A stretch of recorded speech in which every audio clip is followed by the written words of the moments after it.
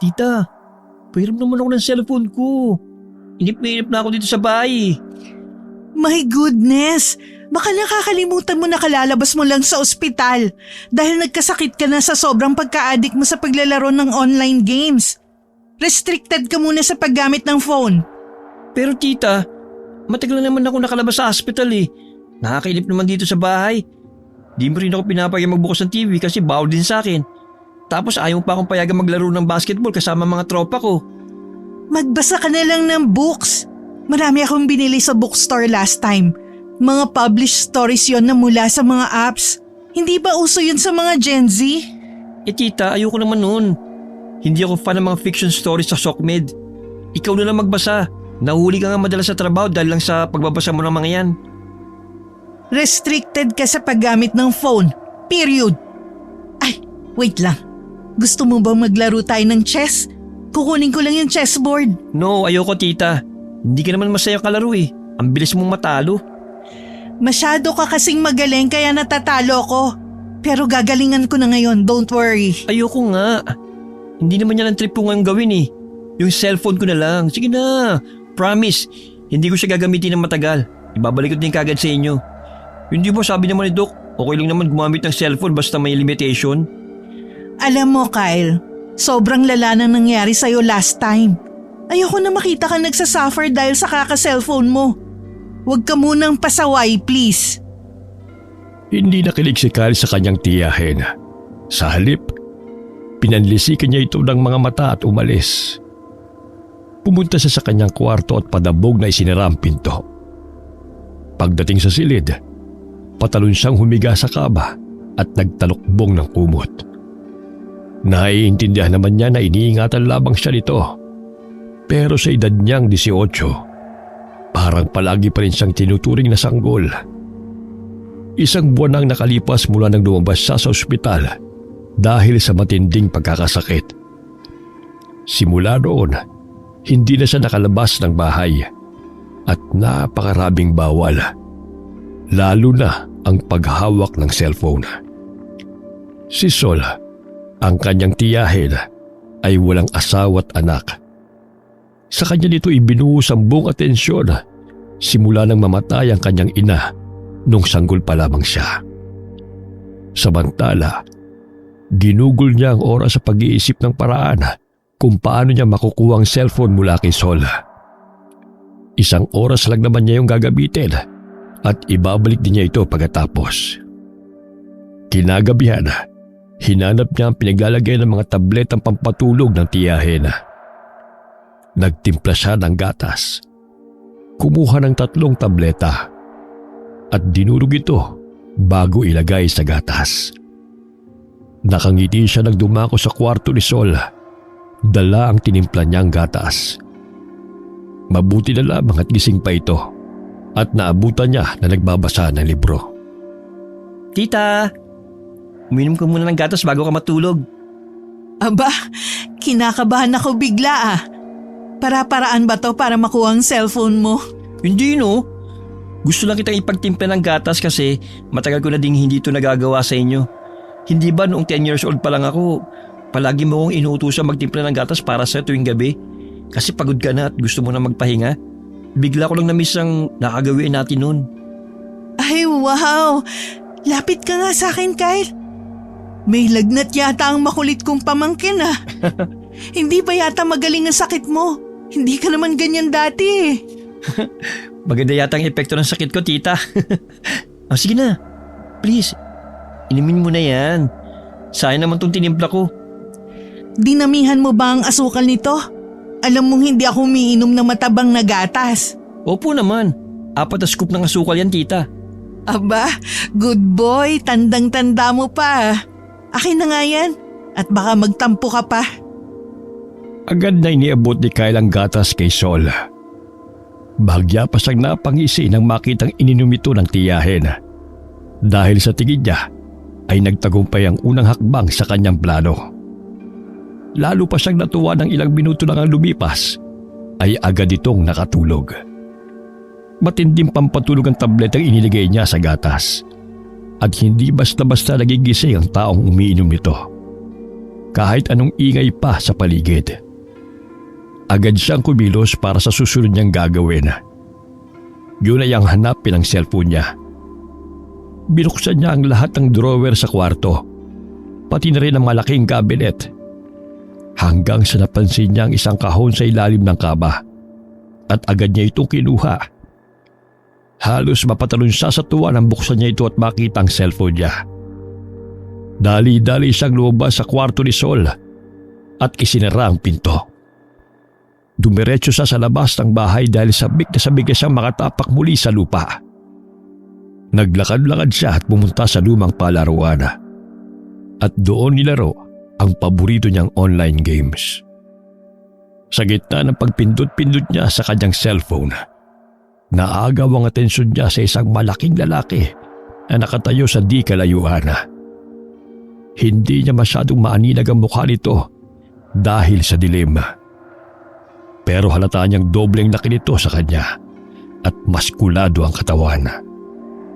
Dahil sa kuryosidad, itinigil niya muna ang paglalaro at tumayo para lapitan ng lalaki. Gusto niyang itanong kung anong ginagawa nito. Pero bago pa siya makakilos, may isang tao na humila sa kanya at tinakpan ang kanyang bibig. Pagkatapos ay tinutukan siya ng kutsilyo. Tinignan niya ang mukha nito. Si Topper, ang kriminal na tumakas sa kulungan sa kanilang lugar. Sinubukan niyang lumaban, pero tumilapon lang siya dahil mas malakas ang puwersa ng lalaki kaysa sa kanya. Nang wala na siyang magawa, hindi na siya nagtangkang lumaban pa. Hanggang sa biglang dumating ang malaking lalaki na nakita niya kanina labag. Sa pagkakataong yun, nakita niya na ng malinaw ang mukha nito. Mayroon itong maputing buhok, maitim na balat, kakaibang refleksyon ng mga mata at mas doble ang laki sa pangkaraniwang tao. Hindi niya maintindihan kung anong dapat niyang maramdaman ng mga oras na yon. Hanggang sa tuluyan ng dumilim ang kanyang paligid. Nagising siya sa kanyang kwarto kinabukasan. Nakita niyang nakasubsob sa gilid ng kama ang kanyang tiyahin. Ang buhok nito ay nakalatag sa puting kumot. Nang mapansin ng kanyang tiyahin na gising na siya, agad itong umangat ang ulo at tumingin sa kanya na may pag-alala.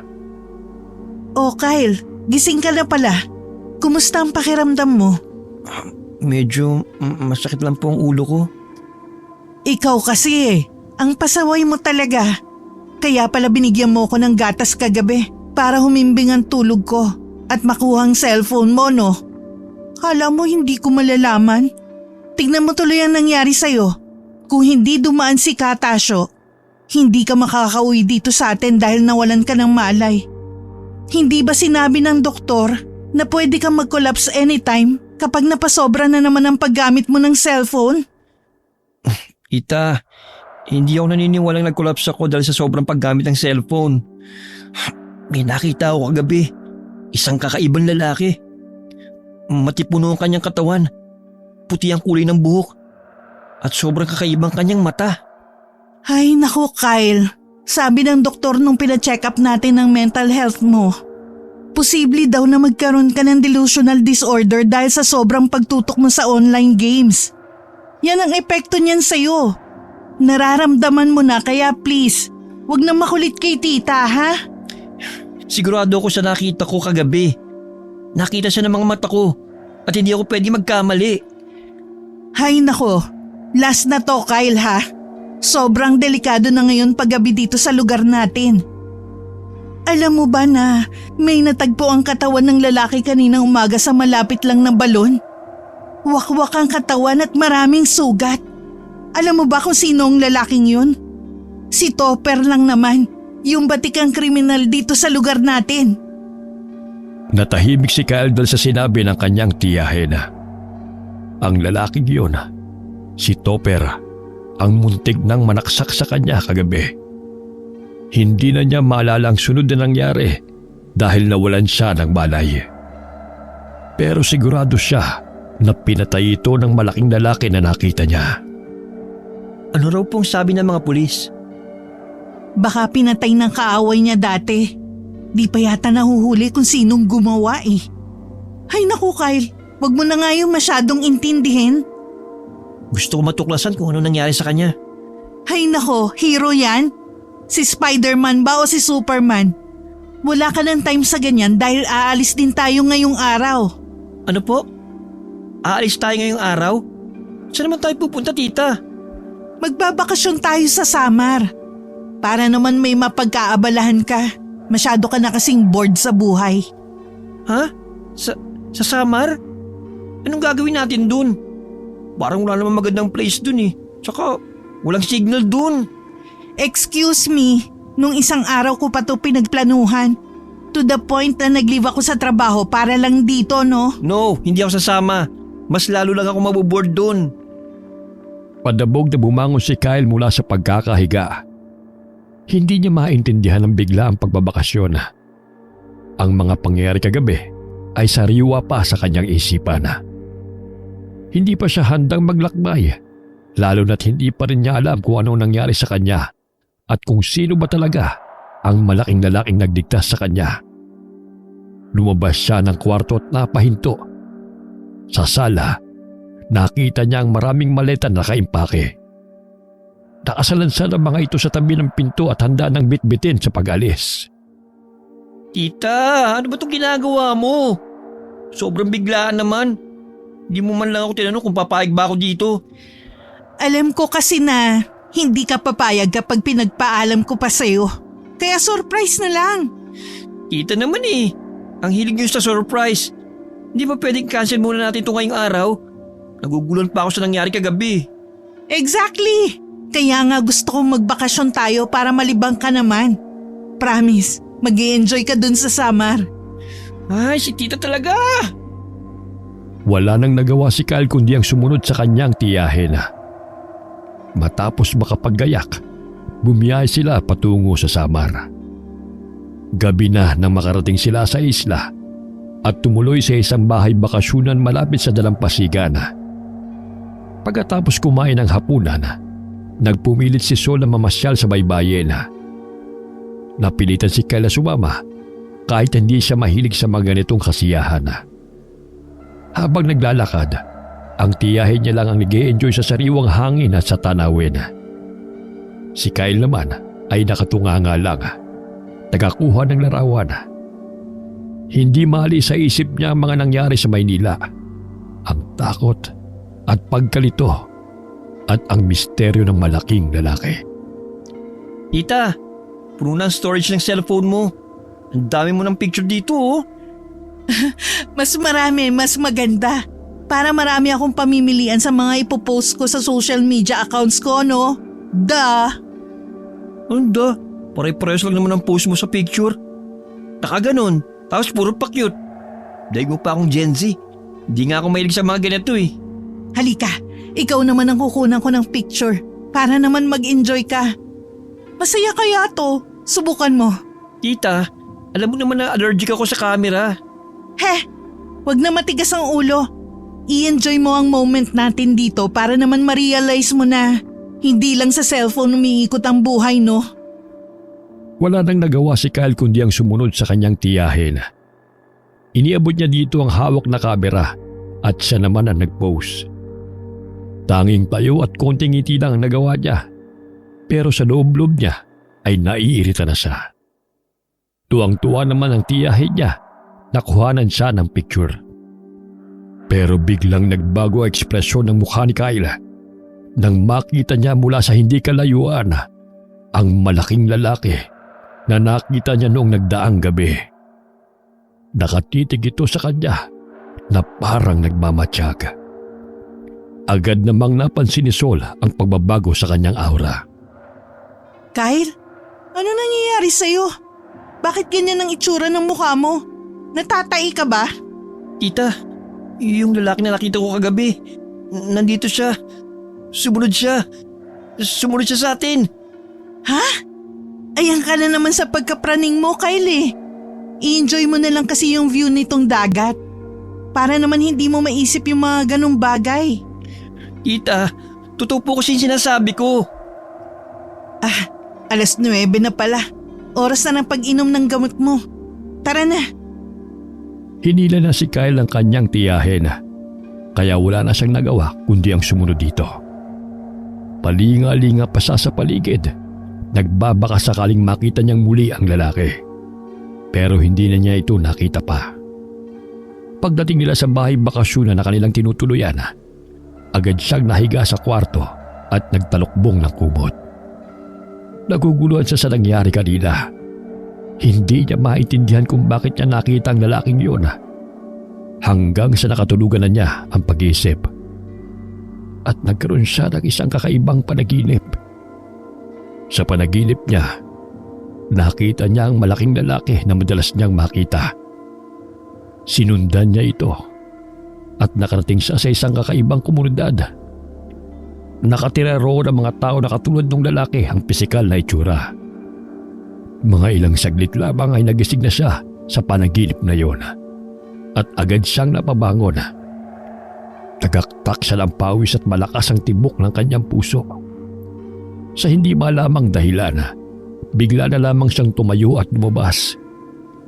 Tumungo siya sa talahiban na nasa likod ng kanilang tinutuluyan. Lumakad siya ng lumakad hanggang sa makarating sa isang kakaibang lugar.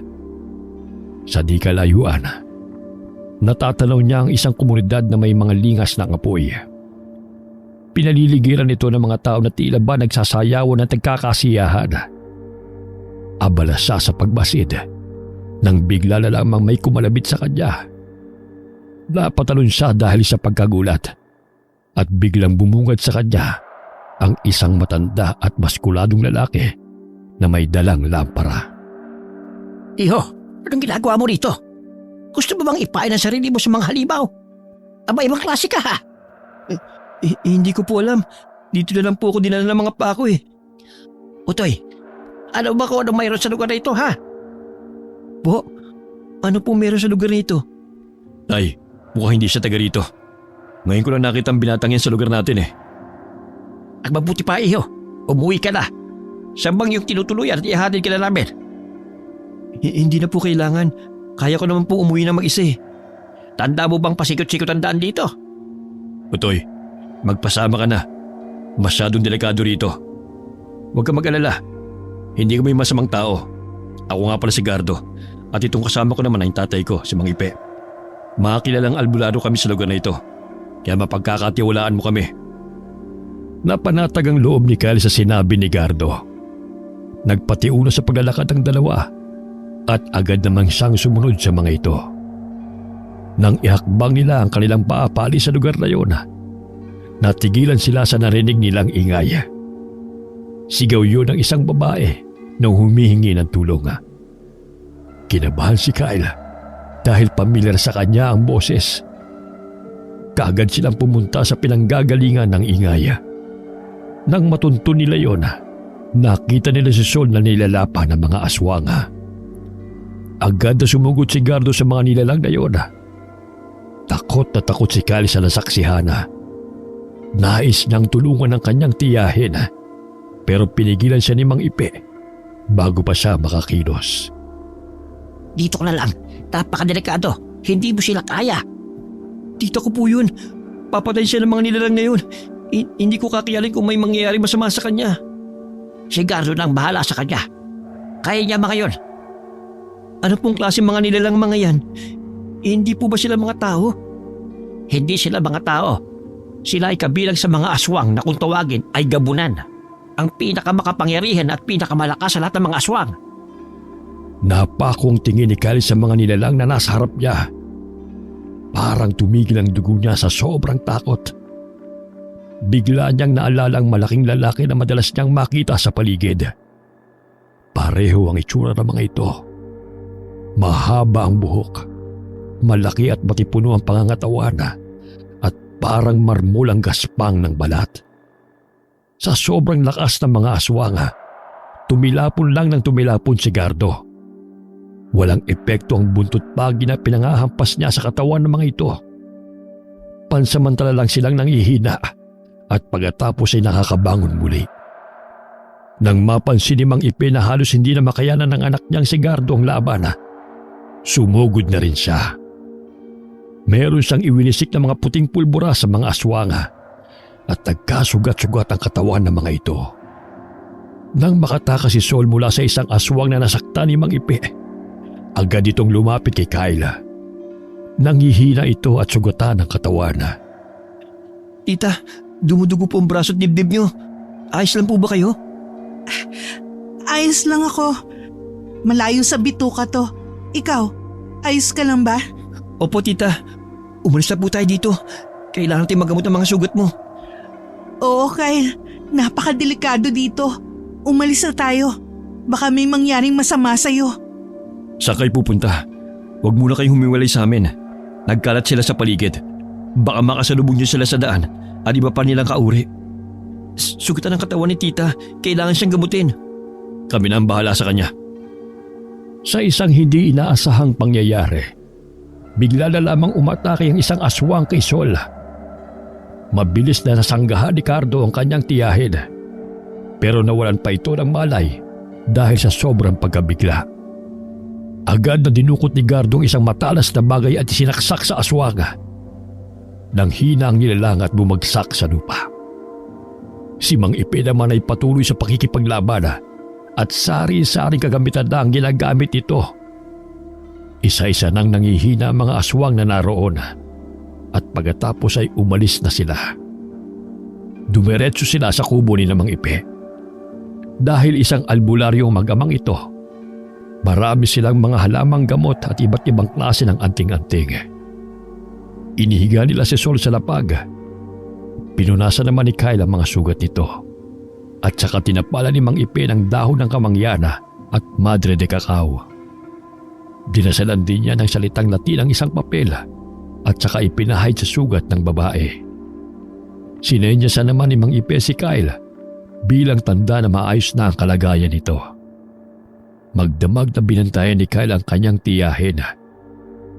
Kinaumagahan na, nagising na lamang siya habang nakasubsob sa gilid ng higaan si Sol.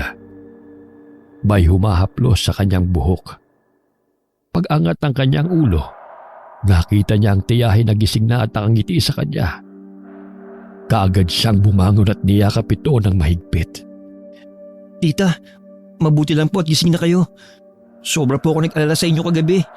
Bakit po kasi sinundan niyo pa ako dun? Ikaw naman kasing bata ka. Paano hindi kita susundan eh? Bigla ka nalang lumabas ng kwarto mo. Tapos dumiretso ka sa talahiban. Alam mo naman na stranger tayo dito. Masyado ka na bang bored sa buhay mo? Pasensya na po tita. Hindi na po mauulit yun. Na-curious lang po ako sa lugar na ito eh. My goodness, talagang wag mo nang uulitin yun. Muntik ka nang mawalan ng magandang tita kagabi. Teka nga pala, hindi ko akalain na may mga ganong nilalang pala sa totoong buhay. Akala ko sa horror movies ko lang sila makikita eh. Ang creepy naman nila. Sabi po ni Mang Ipe, sila daw po yung mga gabunan. Mang malalakas na aswang talaga sila. Teka, wala yata tayo sa bahay bakasyunan ah. Nasaan tayo, Kyle? Nasa bahay po tayo ni Mang Ipe at Gardo. Yung mag-ama na nagligtas sa atin kagabi. Eksaktong pagkasabi ni Kyle noon, dumating si Gardo. Dala ang 2 tasa ng mainit na kape. Napansin ni Kyle na natulala ang tiyahin niya kay Gardo. Parang nagkagusto ito kagad sa binata. Kinalabit niya ang tiyahin para mahimasmasada at bigla itong napahiya. Hindi mo naman sinabi na nasa bahay pala tayo ni Piolo Pascual. Hi! Sol nga pala. Nice to meet you. Gardo nga pala. Kumusta ng pakiramdam mo? Ayos lang naman. Kaso hindi ko alam kung nananaginip ba ako. Dahil may gwapong artista sa panaginip ko. Tita, kakahiya ka. Parang bata. Biro lang, di ba? Ang KJ mo talagang bata ka. Magkape muna kayong dalawa. Maraming salamat po sa tulong nyo kagabi sa amin ni tita. Kung hindi po dahil sa inyo, baka kung ano nangyari sa amin. Huwag mo nang isipin yun. Mga dayo lang kayo sa lugar na ito. Kaya nagmamalasakit kami sa inyo. Pwede kayong manatili rito sa kubo namin ni tatay hanggat sa gusto nyo. Hindi namin kayo pababayaan dito. Delikado na rin kasi ang panahon ngayon eh. Panay na sa laki ng mga gabunan. Salamat po sa inyong pag-aalala. Pero sa tingin ko po, kailangan na po namin ni tita na bumalik sa Maynila. Ha? Anong sinasabi mo? Kararating lang natin kahapon dito sa Samar. Tapos babalik na tayo ulit sa Maynila. Hindi pa nga tayo nakakapag-explore man lang sa mga places dito. Tita, delikado na po sa lugar na ito. Hindi na tayo dapat magstay pa rito. Ayoko nang maulit yung nangyari sa atin kagabi. Kayong bahala. Sige po. Salamat po talaga sa inyong pag-aalala. Matapos uminom ng kape na inihanda ni Gardo, nagpaalam ang magtiyahin sa mag-ama at bumalik sa kanilang bahay bakasyonan. Nagulat sila nang makita na nasunog ito. Wala nang natira kundi abo. At nasunog din ang lahat ng kanilang gamit, kabilang ang kanilang mga cellphone at pera. Natuloy raw ang magtiyahe dahil sa nangyari at hindi nila malaman kung anong gagawin. Gumawa sila ng paraan para makabalik sa Maynila, pero hindi ito nangyari. Grabe tita. Bibihira lang pala sa lugar na ito ang may maayos na internet connection. Mabuti nga kahit papano may nakita tayo at nagmabuting loob na ipahiram sa atin ng phone niya. Tita, ano po palang sinabi ni Tita Maricel? Sobrang busy niya sa business niya ngayong araw na to hanggang bukas.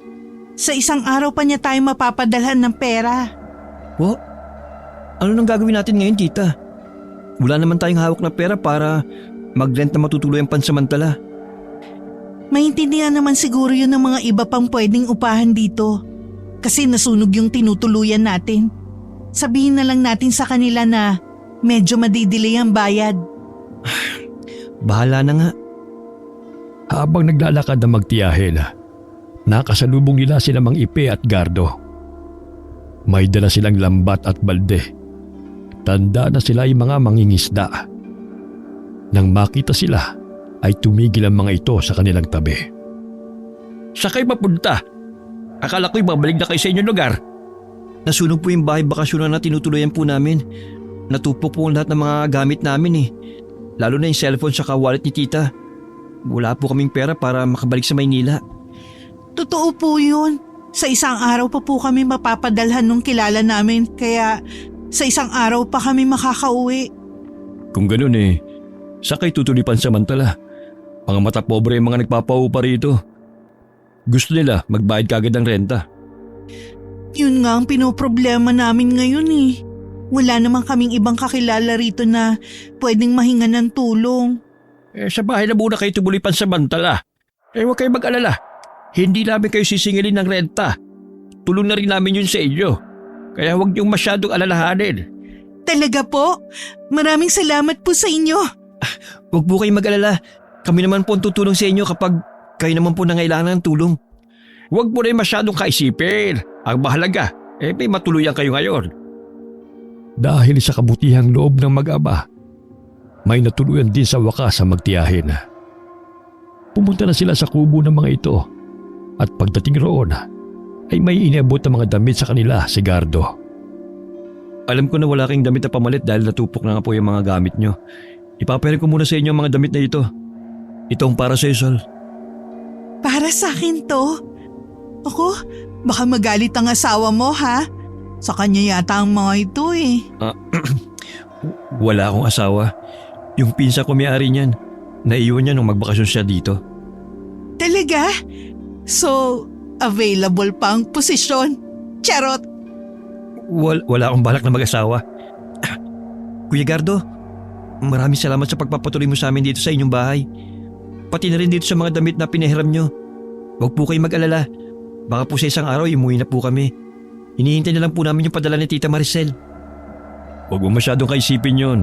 Saka tumutulong talaga kami sa mga dayong katulad ninyo na nangangailangan ng tulong. Hindi lang kayong unang tao na tinulungan namin. Pagkasabi ni Gardo noon, natigilan ang lahat dahil sa narinig nilang ingay ng mga tao mula sa labas. Dali-dali namang lumabas si Gardo at sinundan siya ni Kayla. Pagdating nila sa labas, nakita nilang isang babae na may dalang sanggol. Nangingitim na ang balat ng sanggol. Nakalobo ang tiyan at halos wala ng malay. Agad na sinindihan ni Mang Ipe ang kandila at kinuha ang isang malaking dahon. Dahan-dahan niyang tinampal-tampal ang mukha ng sanggol. Pagkatapos, kumuha siya ng papel at nagsulat ng ilang salitang Latin na hindi maintindihan ng mga tao. Hinawakan niya ang ulo ng sanggol at dinasalan ito. Samantala, inihanda naman ni Gardo ang isang palanggana na puno ng tubig. Naglagay siya ng isang pulang likido sa tubig. Gamit ang bimpo, ipinunas niya ang tubig na yon sa sanggol. Nagtataka si Kyle sa kung anong sakit ng batang ito.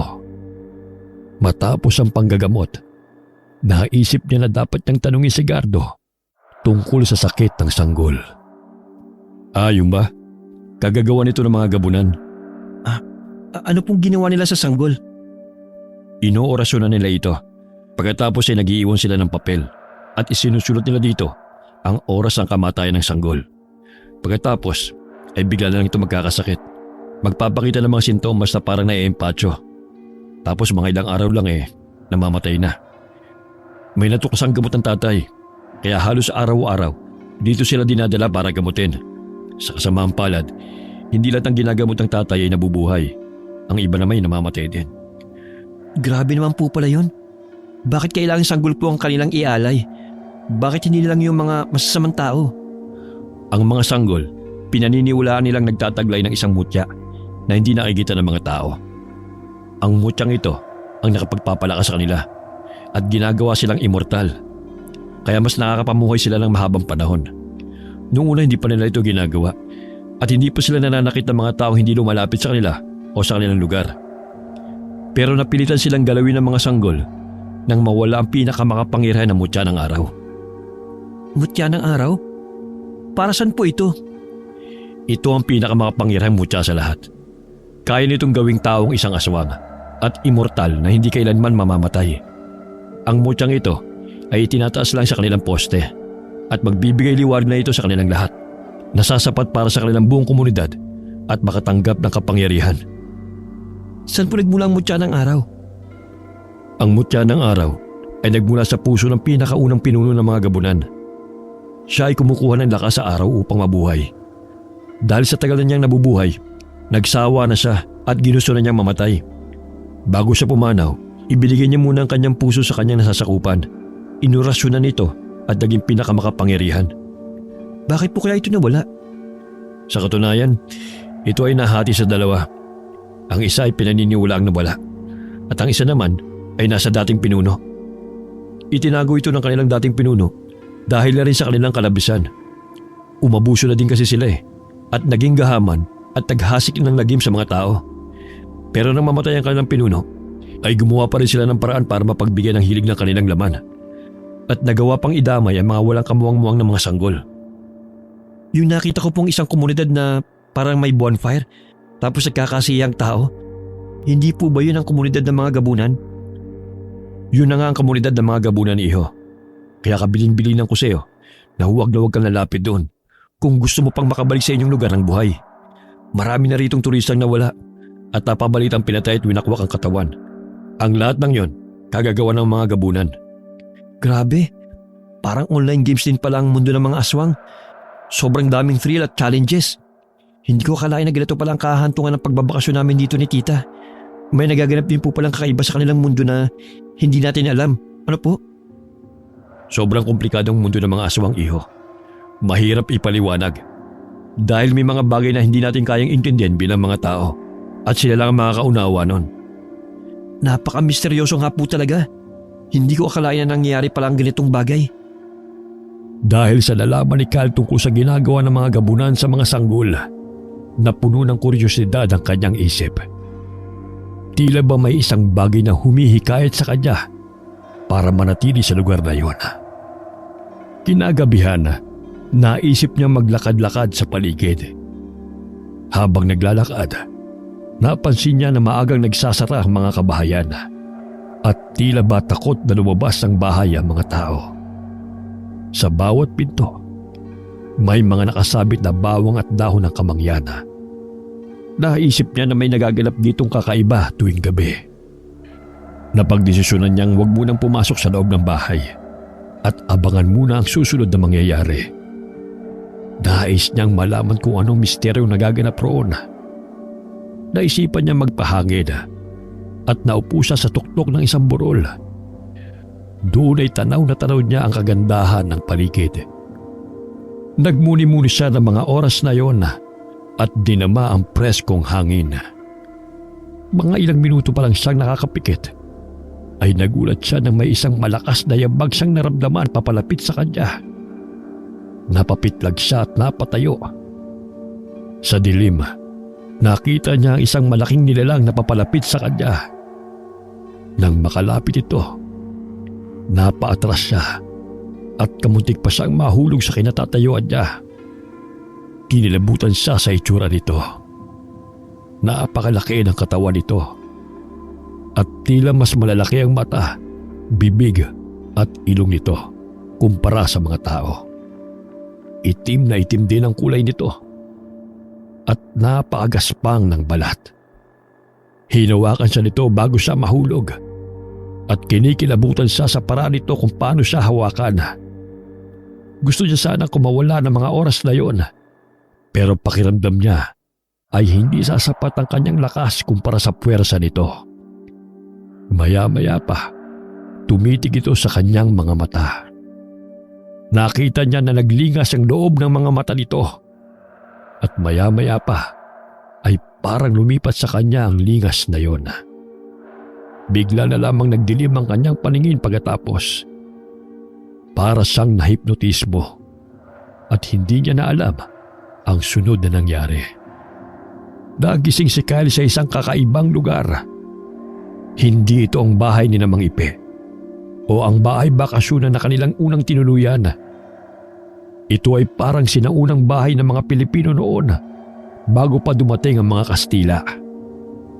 Gawa sa kawayan ng dingding at may mga kakaibang palamuting nakasabit dito.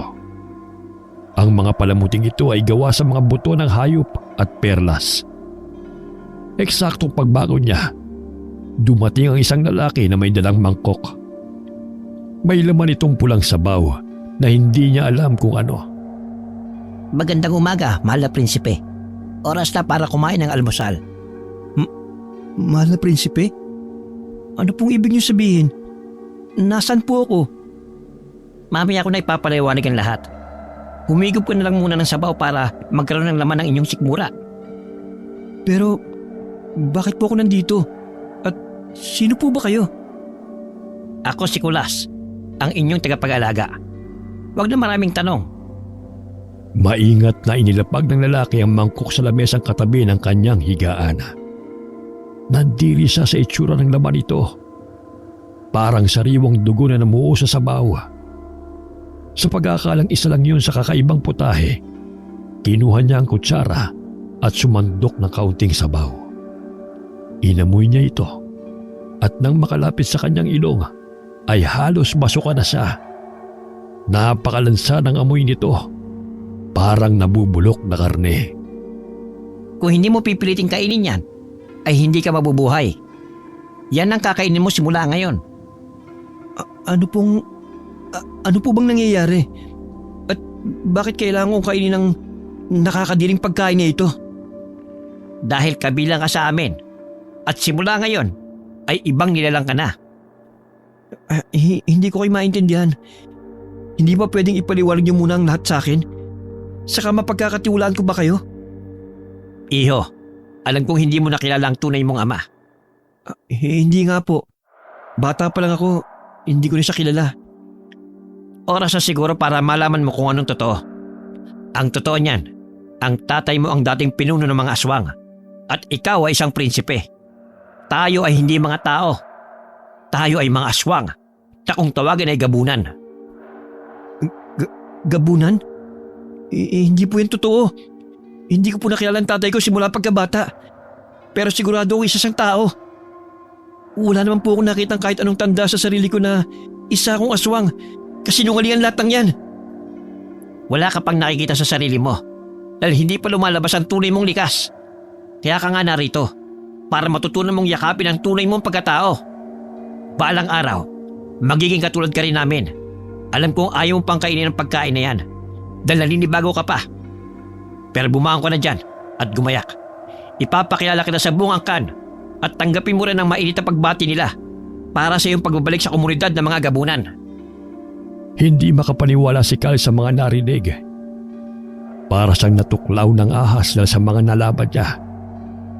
Wala siyang nagawa kundi tanggapin ang katotohanan. Kinabukasan, ipinakilala siya ni Nicolas sa iba pang taga roon. Mainit ang pagtanggap sa kanya ng mga ito. Sa mga sumunod na araw, inobserbahan niya ang kanilang pamumuhay. Sa unang tingin, parang mga normal na tao lamang sila. Naghahanap buhay, gumagawa ng mga gawaing bahay at nakikisalamuha sa mga tao. Walang bakas na sila ay mga aswang. Napansin niya na hindi sila gumagamit ng bawang, asin at matatapang na panlasa sa kanilang pagkain. Kaya naman ang mga ito ay matabang. Tumanggi siyang kumain dahil ayaw niyang tanggapin na isa siyang gabunan. Kaya ng sinasabi ni Nicolas. Bagamat normal ang kanilang pamumuhay, may kakaibang orasyon silang binibigkas na hindi niya maintindihan. Palagi rin silang umiinom ng sariwang dugo at kumakain ng hilaw na karne. Minsan, tao ang kanilang binibiktima para ipanlaman sa kanilang sikmura. Nagulo ang utak ni Kyle sa mga natuklasan. Gusto na niyang makaalis sa lugar na yon. Bagamat mabuti naman sa kanya ang mga nandoon. Hindi pa rin ito ang mundong nakasanayan niya. Nais niyang bumalik sa kanyang pamilya. Nangungulila na siya sa tita Sol niya. Alam din niya na nag-aalala na ito. Pagod siyang umupo sa isang malaking puno ng balete. Doon, napabuntong hininga siya. Nagulat siya nang marinig ang kaluskos sa damuha sa tabi ng puno. Isang kamay ang lumitaw at maya-maya pa ay biglang bumungad si Mang Ipe sa kanya. Sabi na dapat magbawas na ako ng pagkain ng baboy. Hindi na tuloy ako magkasya sa butas. Mang Ipe, paano po kayo nakapasok dito? Hindi daw po basta-basta nakakapasok ang mga tao rito. Akyat bahay dating lolo Ipe mo. Ano pong koneksyon nun eh? Hindi naman po kayo umakyat. Sumuot po kayo sa butas. Ilang taon na kasi akong babalik-balik dito. Alam na alam ko ang mga lagusan. Dahil dito ako nagdana ako ng iba't ibang klase ng mga halamang gamot. Marami kasi silang talim dito eh. Mabuti na lamang nakakatsamba. Hindi pa nahuhuli. O siya, tayo na. Sumama ka na sa akin pabalik. Pumunta po kayo dito para iligtas ako? Paano niyo po nalamang nandito ako? Ito namang batang ito, malakas ang pandama ko. Alam ko na kung ano at sino ka. May idea na kagad ako na nandito ka ngayon dahil hindi ka titigilan ng angkan mo. Ngayong naramdaman na nila, nakabilang ka sa kanila. Ibig sabihin, alam niyo din po yung sinasabi nila na kabilang ako sa lahi ng mga aswang na gabunan? Totoo po ba yun? Paano po nangyari yun? Ikaw talagang bata ka. Mamaya na lang natin pag-usapan yan. Ang mahalaga sa ngayon ay makalis ka sa lugar na ito. Tayo na, baka maabutan pa nila tayo. Ang tiyahin mo tsaka si Gardo, naghihintay sa labas. Sige po. Bago pa man makahakbang ang dalawa, nakarinig sila ng mga yabag na papalapit. Nagmamadali silang sumuot sa butas. Ngunit bago pa man makapasok si Mang Ipe, nasabit ang kanyang salawal sa isang alambre. Nahubuan siya at sa halip na mataranta, napatawa si Kyle dahil sa ekspresyon ng matanda dahil wala itong suot na panloob. Ay, Diyos ko, pag binamalas ka nga naman, buti na lamang medyo tigasin pa itong si Manoy ko. Hindi nakakayang ibalandra. Hoy, iyo, ano? Tawa ka ng tawa dyan. Tulungan mo ako rito. Hindi ako magalaw dito dahil nasabit na rin sa alambre itong suit kong kamiseta. Yung itsura niyo, Mang Ipe, Parang matanda na pinaglinis sa sampalok ang muka. Tapos proud pa kayo sa Manoy nyo, ang liit naman. Abay, lintik kang bata ka. Nag-aasar ka pa. Kuunahin mo pa yung pagtawa. Lilitsunin tayo na ba kayo nang wala sa oras? Halika na, tulungan mo na ako rito. Bilisan mo!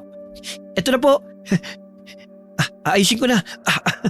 Ay, lintik, Mang Ipe, yung shorts ko, nasabit din. Ano ba yan?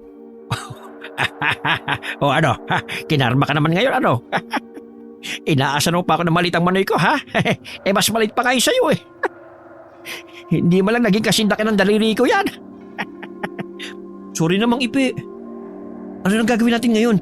Hindi na rin ako makakibo rito. Pati damit ko nakasabit na rin. Teka lang. Para nagsasara na yata yung lagusan. Kaya pala nasasabit ang damit natin eh. Dahil unti-unting hinihigop ng alambre. Ay, visit. Ay na sila mang Ipe. Malapit na sila. Anong gagawin natin? Paano tayo makakataas sa kanila? Kunin mo ito isang pulbura. Inorasyonan ko yan. Kapag sinaboy mo yan sa mga aswang, ako magsusugat ang katawan nila dahil nakakapaso ito. Mang Ipe, yung butas, unti-unti na nagsasara. Sabay na napasigaw ang dalawa nang unti-unti nagsara ang lagusan. Parehas silang tumalsik at napasubsob sa lupa. Nang iangat nila ang kanilang mga ulo, nakita nila si Kulas na nakatayo sa harapan nila. Sinusubukan mong itakas ang mahal na prinsipe sa lugar namin no? Ikaw ba'y matanda na palihim na pumupuslit ang mga halamang gamot namin dito? Akala mo siguro, hindi namin malalaman. Tuso ka lang kaya hindi ka namin nahuhuli. Pinalampas namin yon. Pero ngayon, hindi na namin palalampasin ang ginawa mo. Magiging isa ang masarap na putahin ng mga gabunan ngayong araw. Ano pang hinihintay nyo? Huliin nyo siya at itali sa koral. Saglit lang po. Pakiusap. Huwag niyo po siyang paparusahan at sasaktan.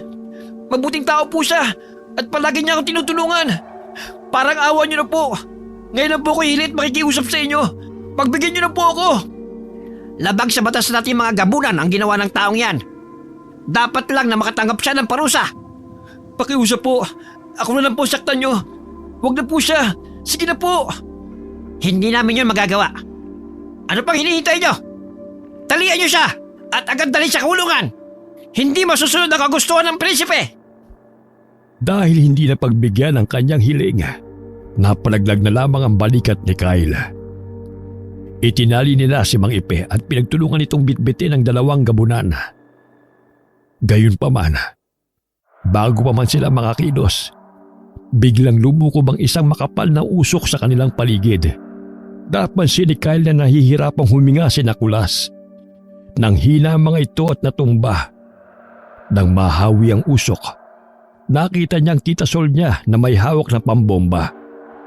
Ito ay nilikha gamit ang pulbos ng bulaklak ng gabi, buhangin ng dagat, insenso at kamangyan.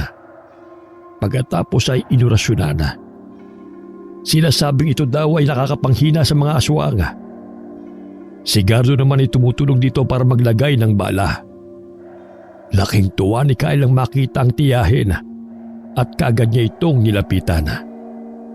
Sumunod naman si Mang Ipe na kaagad namang nakalaga ng tali sa kanyang mga kamay. Sabay silang sumugod sa mga ito. Tita, paano niyo po yung nagawa? Siyempre, magaling magturo tong gwapong kasama ko eh. Gardo, Sol, paano kayo nakapasok dito? Saan kayo tumaan? Siyempre tay, ako bang hindi makakaalam? Dito din ako nagnanakaw ng mga halamang gamot. Ay lintik ka. Akyat bahay ka din pala. Anak nga kita. Kyle, Diyos ko, ang pinakamamahal kong pamangkin. Ayos ka lang ba? Nasaktan ka ba? Anong ginawa nila sa'yo? Sobra-sobrang pag-aalala ko sa'yo. Akala ko mawawala ka na sa akin eh. Tama na tita, ang OA mo naman. Siyempre palaban tong pamangkin mo no. Huwag kang corny dyan, ayos lang ako. Ito naman pamangkin ko oh. Siyempre pinapractice ko lang yung acting ko. Pwede na ba sa best actress ang tita Sol mo? O take 2 pa rin? Ikaw Papa P, ano masasabi mo? Oo, pwede na. Pwede na. Kita naman oh, kahit kailan talaga puro kalokohan. Mabuti naman nakagawa kayo ng paraan na makapasok dito dahil natrap na kami sa loob. Sinasarahan na pala yung lagusan na nakauguli akong daanan. Alam na pala nila yung pagnanakaw ko. Lampas na kasi sa oras na pag-usapan natin eh. Hindi pa rin kayo lumalabas. Inisip namin na posibleng may nangyaring hindi maganda sa loob. Sumunod na kami at hinanap kong muli yung lagusan na alam ko dito. Teka, anong ibig niyo pong sabihin na pag-usapan? Ibig sabihin, planado niyo yung pagpunta rito? Siyempre, nung bigla kang nawala, alam na agad nila kung saan ka nagpunta. Eh di yun, nagplat na agad kami ng plano kung paano ka may liligtas dito. Itong pambombang to, ngayon nga lang ito ginawa eh. Ang galing-galing nga ni Gardo, plus point siya sa akin. Maraming salamat po sa inyo at niligtas niyo ako rito. Akala ko, dito na ako habang buhay eh. Akala ko, hindi na ako makakaalis dito. Ang mahalaga, ligtas ka na ngayon. OMG! Ang dami nila, papunta sila sa atin! Napalingon si Kyle at ang kanyang mga kasama sa pulutong ng mga gabunan na papalapit sa kanila. Sobrang dami ng mga ito, kaya nataranta silang lahat. Nagbago na rin ang anyo ang mga ito at naging nakakatakot na mga aswanga. Nagmadali silang tumakbo palayo at dumaan sa lagusan na dinaanan ni Gardo para makalabas sa lugar na yon. Sa kasamaang palad, naabutan pa rin sila ng mga aswanga. Sinubukan ni Sol na buksan ang hawak niyang bomba, ngunit wala na itong bala dahil naubos na. Kinuha naman ni Mang Ipe ang maliit na bote at isinaboy ang laman nitong puting pulbura sa mga aswanga. Bawat matamaan ito ay nasusugatan ang katawan at nanghihina. Kinuha naman ni Gardo ang sungay ng baka at isinaksak sa mga ito. Bawat masaksak ay nasusunog ang katawan. Lumaban naman si Sol gamit ang buntot pagi. Gaya ng mga naunang sandata, napapatumban niya ang sinumang aswang na matamaan nito. Gayunpaman, doble ang lakas ng mga aswanga at napakarami din ang bilang kaya hindi nila matalo. Hanggang sa naubusan na sila ng panlaban at tumakbo na lamang sila at nagtago sa damuhan. Tay, paano nang gagawin natin? Ubus na mga dala nating sandata laban sa kanila. Oo nga po, Mang Ipe, anong gagawin natin? Napakarami po nila. Ang mabuti pa, umalis na tayo rito. Hindi tayo pwedeng basta umalis. Susundin tayo ng mga ito at baka biktimahin din nila ang ibang tao. Kailangan wag natin silang hayaan makalampas dito sa lugar nila. Gamitin na natin ang inorasyon ng kuminatamis sa bawang. Ha? Para saan naman yun, Tay? Kakainin natin tapos lulunukin. Mapapautot tayo. At ito magsisilbing pangontra na natin sa mga aswang. Yak! Hindi ba nakakadiri yun? Kayo na lang ang gumawa.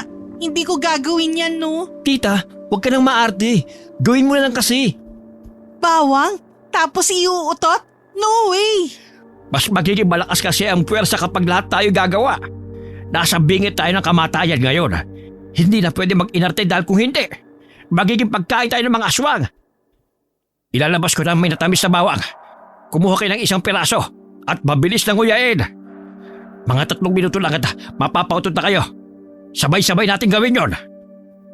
Kinuha ni Mang Ipe ang isang maliit na garapon na natatakpan ng tela at binuksan ito. Pagkabukas pa lamang, umaaling-asaw na ang amoy, kaya lahat sila ay napatakip ng ilong. Gayunpaman, wala na silang ibang pagpipilian sa oras na yon. Para lamang makaligtas, tiniis nila ang amoy at kumuha ng tig-isang piraso. Panayang pilit ni Kyle sa tiyahin na panayang pag-iinarte at ayaw makisama. Sa wakas, napapayag din niya ito. Kumuha sila ng tig-isang piraso at niluya ito, saka nilunok. Ilang minuto lamang ang lumipas, umugak na ang kanilang tiyana at sabay-sabay silang napautot. Hindi ito basta ordinaryong utot dahil naglalabas ito ng makapal na usok. Ang gas na nailabas nito ay nasinghap ng mga aswang na umahabol sa kanila. Dahil dito, nawala ng lakas sa mga ito at biglang nagsitumba. Mabilis silang nakatakas sa lugar na yon at tumakbo ng mabilis. Wala nang nakalapit pa sa kanila. Nang malayo na sila, sabay-sabay silang napabuntong hininga. Lalo na nang matalaw nila ang kubo ni Mang Ipe. Sabay-sabay silang umupo sa lapag at dinama ang pagod sa pagtakbo at pagkipaglaban sa mga gabunana. Si Gardo naman ay tumayo para kumuha ng isang pitsil na tubig. Habang nakaupo sila at nagpapahinga, naikwento ni Kyle ang sinabi sa kanya ni Nicolas. Sinabi naman ni Gardo na alam na nila ang tungkol dito. Alam niyo na po ang tungkol doon? Bakit hindi niyo kagad sinabi sa akin? Hinayaan lang namin na ikaw ang makatuklas tungkol sa pagkatao mo. Alam namin na posibleng hindi ka maniwala kapag sinabi namin sa'yo. Iho, hindi mo sila mapagkakatiwalaan. Bagamat sila yung mga kamag-anak. Lalo na yung si Kulas. Siya ang pumatay sa tatay mo. Wala naman talaga silang pakialam sa'yo sa totoo lang. May gusto lang silang makakuha mula sa'yo. Ano pong gusto nilang makuha sa akin? Yung mutya ng araw. Yung mutya ng araw? Ibig sabihin, nasa akin ang mutya ng araw na sinasabi niyo po? Ang tatay mo, matalik kong kaibigan. Kaya alam kong ginawa niya sa'yo nung araw na bago kayo umalis ang nanay mo sa lugar na ito. Alam niyang papatay na siya ng kanyang angkan dahil sa ginawa niyang paghihigpit. At alam din niya na papatayin ka nila. Saka gusto ng tatay mo na mamuhay ka ng normal at maayos bilang isang tao. Itinago niya sa katawan mo ang mutya ng araw. Yun ang dahilan kung bakit hindi ka nagpapalit ng anyo sa kabila ng pagiging aswang mo. Pero dahil po dito, ang daming inosenteng nadamay. Yung mga sanggol na wala namang kalaban-laban. Hindi po ba parang mas makakabuti kung ibalik ko na lang ito sa kanila at tanggapin ko na lang ang kapalaran ko bilang isang gabunan? Iho, papatayin ka pa rin nila kahit gawin mo yon. At saka huwag mong sayangin ang mutya na ipinagkaloob sa'yo ng tatay mo. Isinakripisyo niya ang buhay niya para lang sa kapakanan mo. Ibalik mo man sa kanila yan o hindi, parehas lang din. Papatay pa rin sila ng mga tao dahil ganun sila kasama. Ang kailangan, mahanap mo ang mutya ng apoy dahil doon nakasalalay ang buhay nila. Malilipol natin ang kanilang angkan. Para saan po ang mutya ng apoy? Bakit po meron sila nun?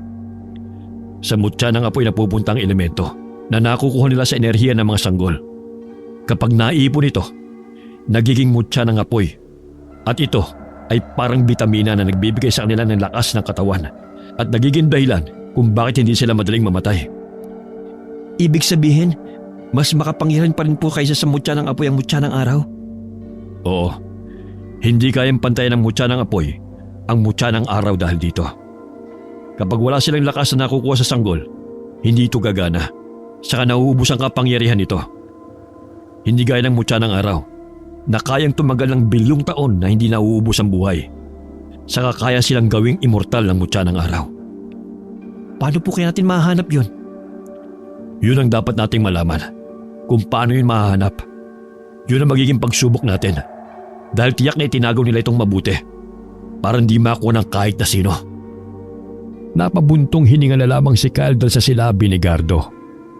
Hindi niya akalain na ang bakasyon nilang yun ng kanyang tiyahin ay mauuwi sa ganito. Sa pagtuklas sa kanyang tunay na pagkatao.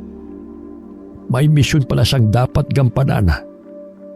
Parang nasa loob siya ng isang online game na nilalaro niya, ika niya sa sarili. Maya-maya lamang, bigla niyang napansin na parang nawawala ang kanyang tita Sol. Inilinga-linga niya ang kanyang paningin sa paligid, pero hindi niya ito nakita. Teka, si Tita Sol ba? Nakita niyo po ba? Parang hindi natin siya kasama. Aba, oo ka. Kanina pa tayo dito nag-uusap Hindi natin napansin si Sol. Kuya Gardo, kanina po bang nung pumasok kayo sa kwarto at kusina, hindi niyo po ba napansin doon si Tita? Ha? Hindi. Iniisip ko kasi na nandito lang siya, kaya hindi ko masyadong inalala. Hala, hindi kaya naiwan natin si Tita Sol doon sa lugar ng mga gabunan? Kung kasama natin siya ngayon, dapat nandito siya. Baka naman nasa kwarto lang, nagpapahinga. Medyo mabilis mapagod yun Kaya baka nakatulog na siya. Tay, wala nga po siya roon. Galing na ako kanina sa kwarto. Hindi ako nagkakamali. Mang Ipe, Kuya Gardo, hindi tama to. Hanapin natin si Tita Sol. Balikan kaya natin siya doon. Dito na muna tayo maghanap sa loob ng bahay. At baka nandito lamang siya. Gardo, galugarin mo ang lahat ng kwarto. Pati na rin yung imbakan natin. Ikaw naman, Iho. Hanapin mo siya sa kusina sa banyo. Ako naman ang maghahanap sa labas. Huwag na tayo magkakasaya ng oras. Sige na! Sumunod naman si Kyle sa sinabi ng Mang Ipe. Ganun din si Gardo. Sinuyod nila ang buong kabahayan, pati na rin sa labas nito. Pero wala silang soul na nakita. Labis ang pagkataranta ni Kyle ng mga oras na yon. Hindi niya kakayanin kung mawawala ang tiyahin. Dahil ito ang nakasama niya sa mahabang panahon. Napaiyak na lamang siya habang hinahanap ito. Mang Ipe, Kuya Gardo, hindi ito maaari. Hindi natin mahanap si tita. Sigurado kung naiwan natin siya sa mga gabunan. Kailangan natin siyang punta at hanapin doon. Baka kung anong gawin nila sa kanya. Iho, napakadelikado ng naiisip mo. Hindi tayo pwede magpadalos-dalos. Baka gawin lang nilang pahay ng tiyahin mo para bumalik ka sa kanila at makuha ang mutya ng araw. Wala na po akong pakialam sa mutya ng araw na yan. Buhay ng tiyahin ko nakatayar dito. Hindi ko po kakayanin kung may mangyayaring masama sa kanya. Iyo, kumalma ka. Hindi nila sasaktan ang tiyahin mo. Hanggat hindi ka bumabalik sa kanila.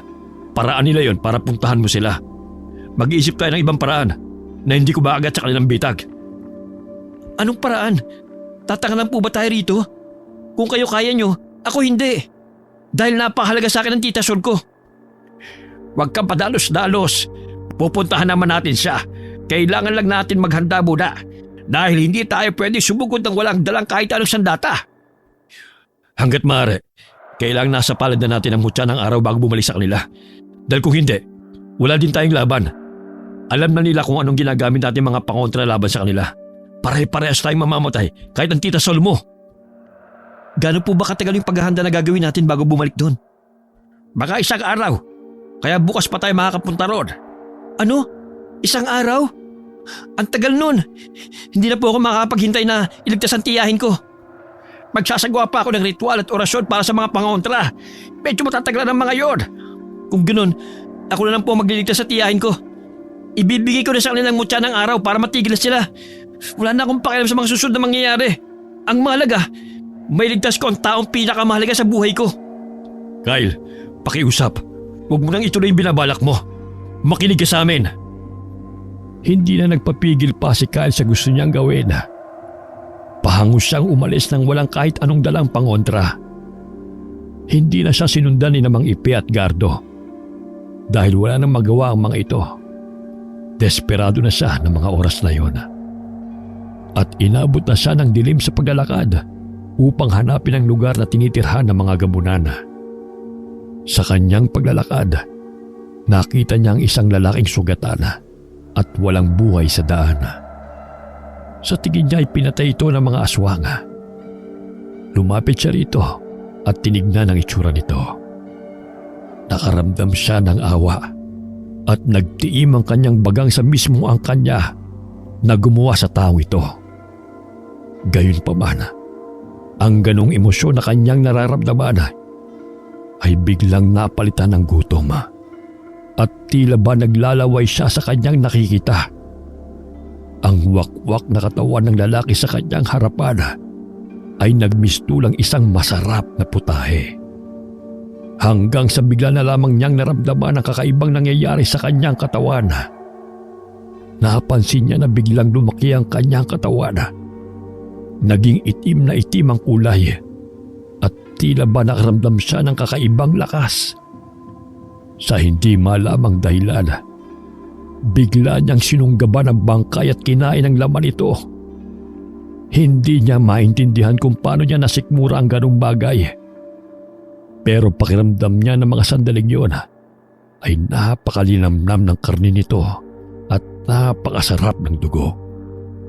Nang siya ay mahimasmasan, bigla siyang nandiri sa kanyang ginawa.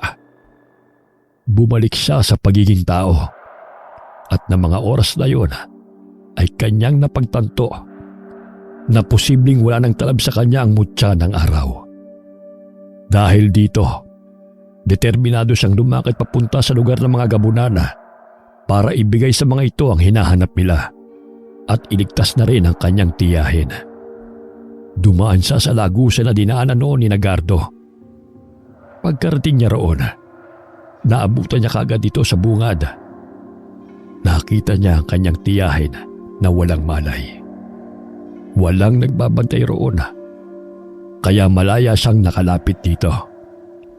Inihiga niya yon sa kanyang hita at saka ginising. Tita, Tita, gumising ka. Narito ako, si Kyle. Ang nag-iisa mong pamangkin. Kyle, hindi ka dapat pumunta dito. Napakadelikado. Tita naman anong gagawin ko? Hayaan kitang saktan ng mga aswang na yun? Hindi ko gagawin yun. Ikaw na nga lang ang kaisa-isang meron ako Mawawala ka pa? Pero Kyle, hindi mo ko kailangan iligtas dito. Wala ka bang kasama? Ikaw lang mag-isa? Ayaw kong payagan ni Mang Ipe at Kuya Gardo. Di ako lang mag-isang umalis para puntahan ka dito.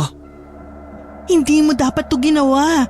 Pag nakita ka nila, papatayin ka nila. Alam ko na kung anong mga balak nilang gawin.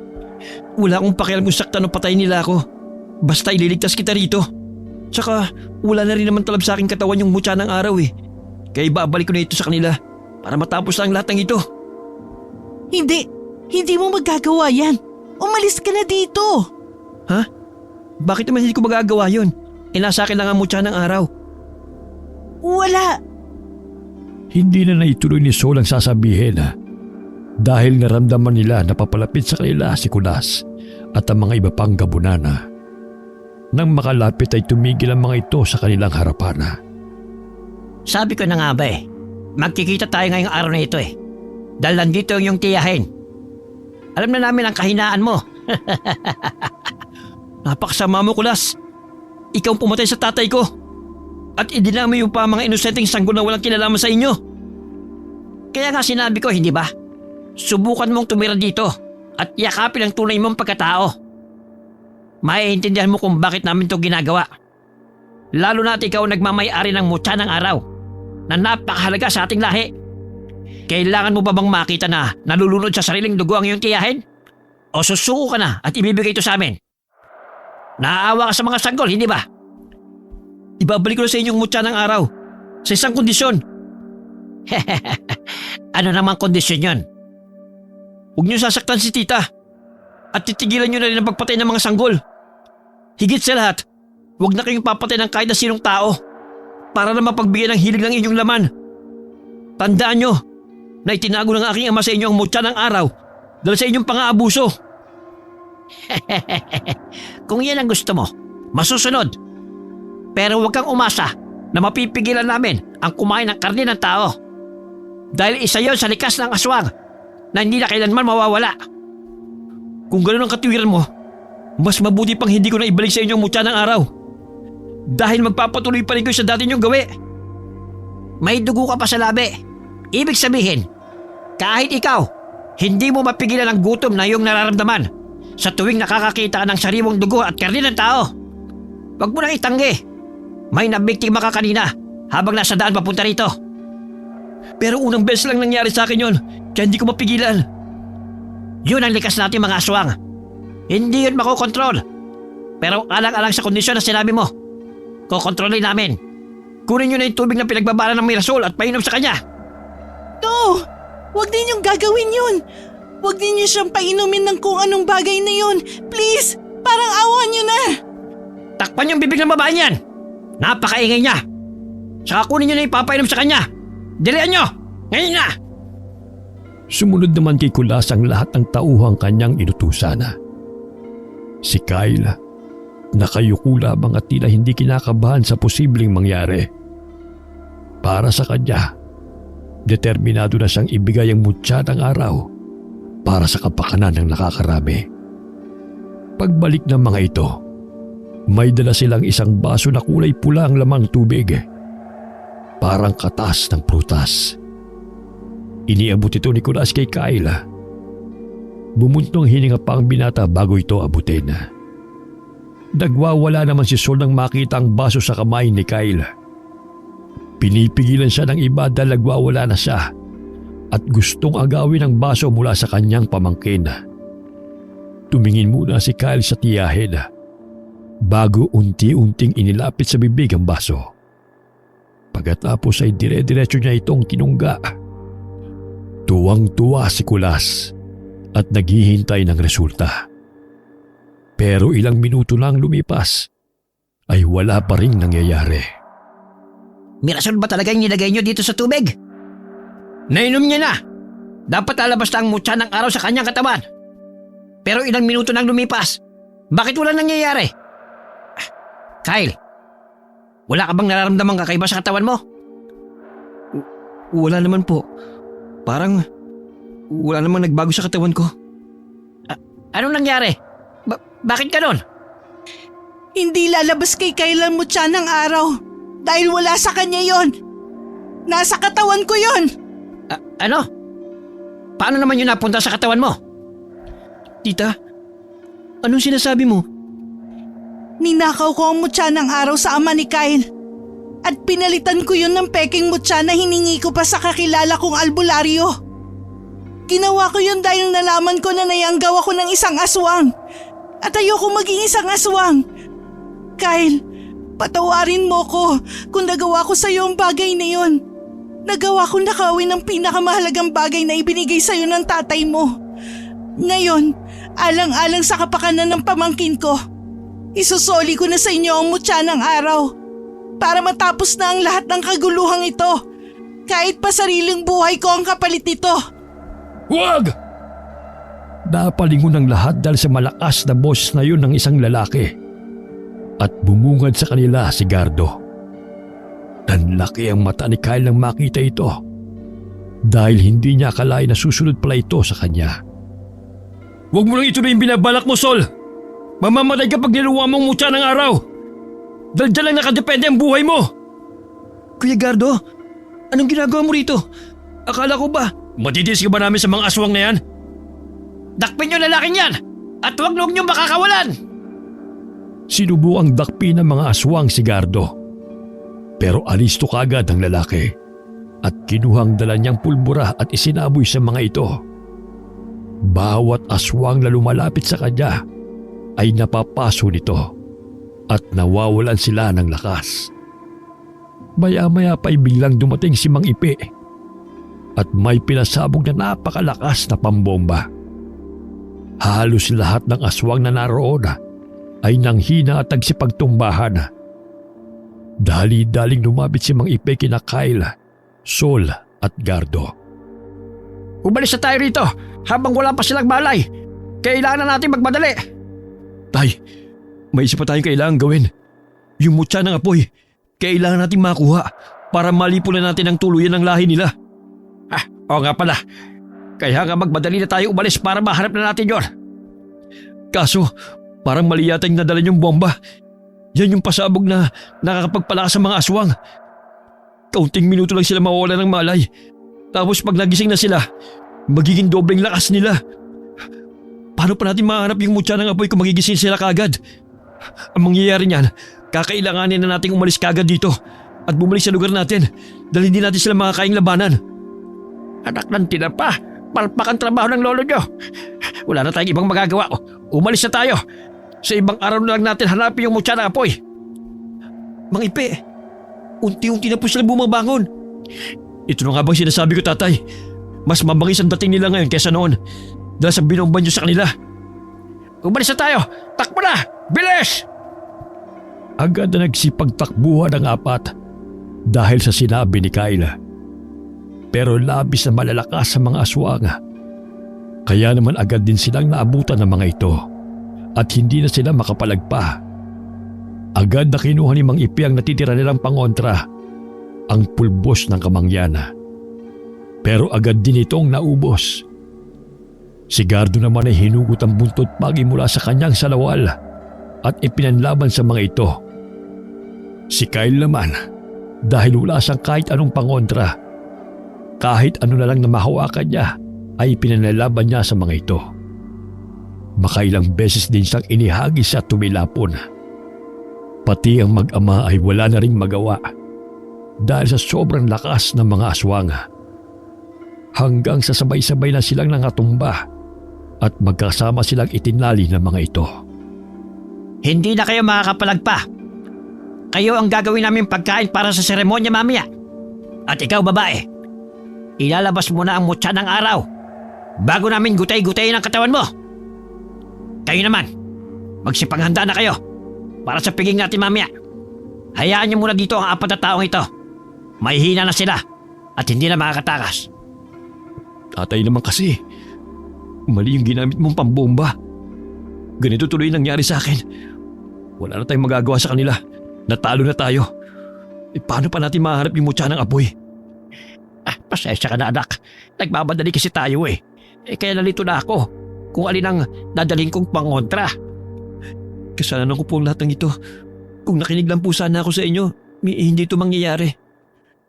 Sinabi na namin sa iyo, matatalino ang mga gabunan. Bukod sa malakas silang mga aswang, kinikilala nila ang mga kalaban nila. Anong magagawa natin? Aapat lang tayo kumpara sa bilang na mayroon sila. Kaya ikaw, huwag kang magpadalos-dalos kagad sa pagdidesisyon. Kahit paggaano ka kritikal ang isang bagay, pag-isipan muna at siguraduhin na napaghanda ang mabuti ang lahat. Lalo na sa mga ganitong pagkakataon. Kapag hindi tayo nakawala rito, ito na rin ang araw ng ating wakas at magpapatuloy ang paghahasik nila ng lagim sa mga tao sa lugar na ito. Isang malalim na buntong hininga na lamang ang pinakaulan ni Kyle ng mga sandaling yon. Wala na siyang magawa kundi tanggapin ang pagkatalo nila at wala na siyang pag-asang makakakawala pa sila roon. Ipinikit na lamang ng binata ang kanyang mga mata at tahimik na lumuha. Maya-maya, bigla na lamang may dumating na isang malaking gabunan. Nanlaki ang mga mata ni Kyle dahil natitiyak niya na ito yung malaking lalaki na madalas magpakita sa kanya. Mayroon itong dalang kakaibang bagay. Ito ay isang kristal na may hugis na puso na may mga pulang linya na parang apoy. Si Pinunong Isagani. Buhay siya. Siya din po yung lalaki na madalas magpakita sa akin. Sino po siya? Kyle, siya ang tatay mo. Buhay siya. Buhay ang tatay mo. Talaga po? Paano nangyari yun? Nasa kanya ang mutya ng apoy. Ibig sabihin, magagawa niyang lipunin sila. Hindi makapaniwala si Kyle sa sinabi ni Gardo. Buong akala niya kasi ay patay na ang kanyang ama. Nakita niyang itinaas nito ang mutya ng apoy. Saka winasak. Nagkagulo ang lahat ng aswang at nagsitumba. At ang iba ay winalsik ang kanilang mga katawan bago tuluyang maganap ang trahedya. Lumapit kay Kyle ang kanyang ama at hinaplos ang kanyang buhok. Sinabi nito na isinakripisyo nito ang lahat para sa kanya dahil mahal na mahal siya nito. Pagkatapos ay nagpaalam na ito sa kanya. Lumapit din ito kay Sol at nagpasalamat. Sinabi nito na hindi na niya kailangang ibigay pa kay Kyle ang mutya ng araw na nasa kanya. Dahil ibibigay niya kay Kyle ang mutya na nasa kanyang katawan. Pagkatapos, may inilagay itong isang kristal na parang araw sa bibig ni Kyle bago umalis. Iwinasiwas nito ang mutya ng apoy at pagkatapos ay inilagay sa mataas na poste at doon ay nilagyan ng maraming asin. Dito na nagtapos ang buhay ng mga gabunan. Napaiyak na lamang si Kyle dahil pati ang kanyang ama ay nawala na rin. Ginawa lamang yun ang ama mo para sa lahat. Siya na mismo ang nagnakaw ng mutya ng apoy para sirain ito at wakasan na ang kanilang lahi. Kung limitado ang buhay ng mga tao, mas limitado pala ang buhay ng mga aswang. Dahil sa kagusto nilang mabuhay, sila'y nag-aaway-away din at nag-aagawan. Hindi ko akalain na matutuklasan ko ang ganitong bagay sa bakasyon namin ni Tita. Wala na maghahasik ng lagim sa mga tao dahil wala na mga gabunan. Ang pinuno nila mismo ang siyang nagwasak sa kanilang lahi para lang matigil ang kasamaan. Kahanga-hanga. Tunay nga pong kahanga-hanga si Ama. Kaya pala siya nagpapakita sa akin dahil pinoprotekta at binabantayan niya ako. Pagkatapos ng pangyayaring yon, ay panatag silang umalis sa lugar na yon. Kinabukasan ay umalis na rin sina Kyle at ang kanyang tiyahin upang bumalik sa Maynila. Nagpasalamat naman sila kina Mang Ipe at Gardo sa kabutihan ng mga ito. Ang bakasyon na yon ang nakapagpatuklas kay Kyle sa maraming bagay na ang mundo niya ay hindi lamang umiikot sa online games. Marami pang dapat matuklasan at misteryong dapat maungkat. Napakahiwaga ng buhay. Minsan, hindi natin aakalain na sa kabila ng simpleng buhay na meron tayo, ay may mga pambihira at di pangkaraniwang misyon pala tayo na kailangang tuparin. Wakas.